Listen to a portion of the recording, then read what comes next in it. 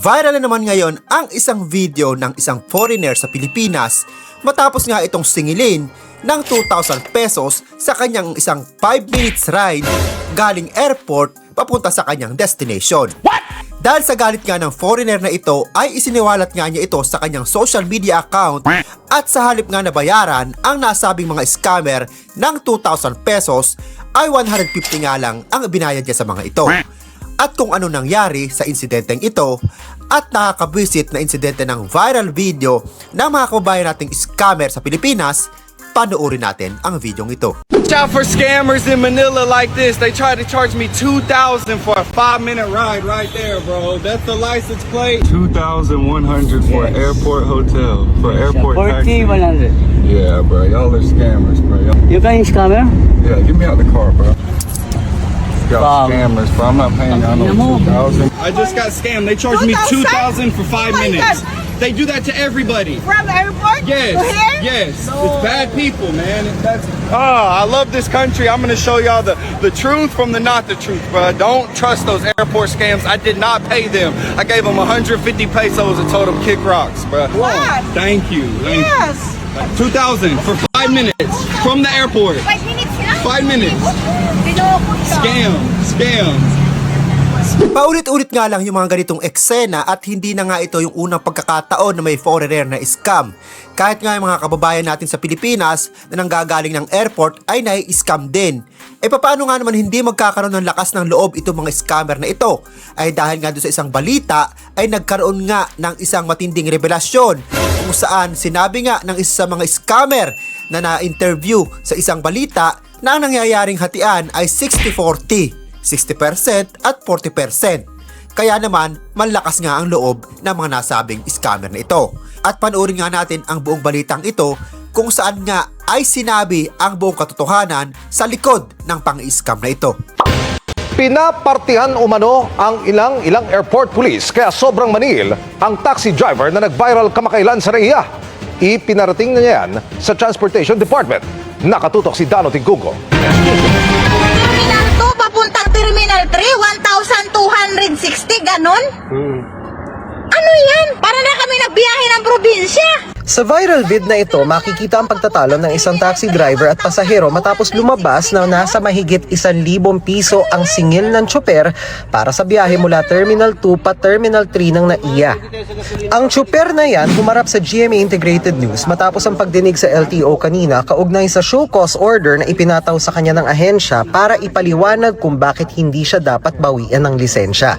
Humingi ang kampo ng tsoper ng hanggang Lunes para maisumite ang kanyang paliwanag. Pero ngayon pa lang, humihingi na siya ng tawad sa mga pasaherong siningil niya ng lubhang mas mataas sa metro. Para po sa lahat ng mga pasahero na naging pasahero ko dyan sa Terminal 3, ako po ay humihingi sa inyo ng tawad kung kayo man po ay nasingil ko ng mahal.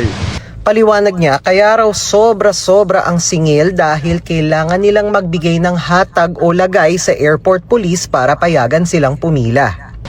Ang sistema po sa loob ng airport ay talagang napakataas po ng singilan dyan. At yan po ay nalalaman ng lahat ng mga empleyado, kahit nga gwardiya po ay alam po yan, yung sistema na yan dyan. At yan, lalong-lalo na yung mga tinatawag na APD natin dyan. Alam po nila yan yung sistema na yan dyan. Kasi kami mga driver sa labas, pag kami hindi nakapagbigay para sa APD, tumatawag po yan ng mobile, matik po yan, paparadahan kami, kakatin kami yan sa may labas. Titikitan po kami yan. At yung ticket na yun po ay pang LTO at tutubos kami sa LTO. Ganoon po ang nangyayaring kalakaran niya. Kaya kailangan po namin na magbigay din para sa kanila.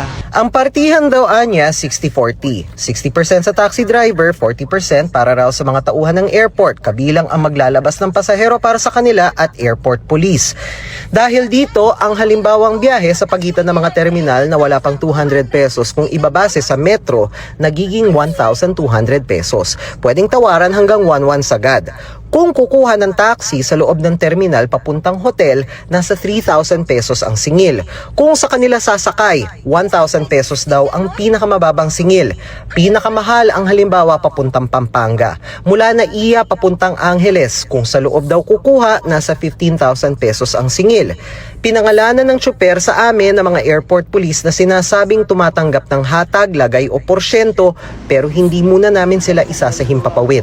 Pag hindi ka po naghatag sa 5 tao na yan, automatic, dadalhin ka sa taas at i-impound ka muna sa taas ng mga ilang oras bago ka palabasin.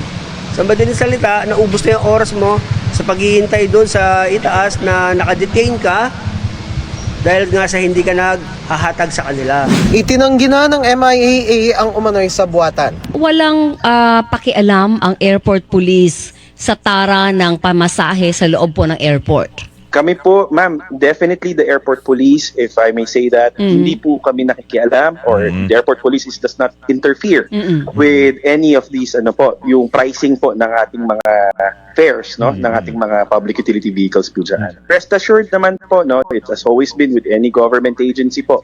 Pag nalaman po namin na meron pong pagkukulang, especially with regard to our employees, gagawan po natin ng rapat-dapat na tugon, no? Yung mga yan. Ngayong hapon, humarap ang tsuper kay DOTR Secretary Vince Dizon at ibinigay ang pangalan ng mga airport police na dawit sa hatag. Hihingi po kasi inyo ng tawad sa mga nagawa kong kasalanan. May proseso tayo dyan, pero malaking bagay itong paglapit mo sa amin at pagbigay ng impormasyon. Bibigyan pa rin kita bibigyan kita ng protection. Kakausapin ko ang LTO at LTFRB kasi nasabi ko nga hindi lang overcharging ang violation. Pati yung paggamit ng isang prangkisa, isang taxi na pasuna ang prangkisa. Mabigat din yon. Pero napakalaking bagay nitong paglapit at pagsiwalat niya dito sa sistema dyan sa NAIA. Samantalang, inaresto na ng Land Transportation Office ang driver ng viral taxi na naningil umano ng sobrang pamasahe sa isang dayuhang vlogger at kinumpiska na ang kanyang driver's license. Nag-ugat ang insidente matapos nga ibinahagi ni foreigner vlogger Van Boys na siningil siya ng 2,000 para lamang sa 5 minutong biyahe mula airport at sa huli nga ay nagbayad lamang ito ng 150 pesos. Inimpound na rin ng LTO ang taxi matapos ngang madiskubre ng iba pang paglabag kabilang ang defective headlights at hindi rehistradong sasakyan at paglabag sa prangkisa. At kung nagustuhan nyo ang videong ito at bago pa lamang dito sa aking YouTube channel, ay ini-invite kita mag-subscribe at pahita rin ang notification bell para lagi kang updated sa mga viral video at balitang OFW na ina-upload natin dito sa ating YouTube channel. Maraming salamat sa iyong panonood.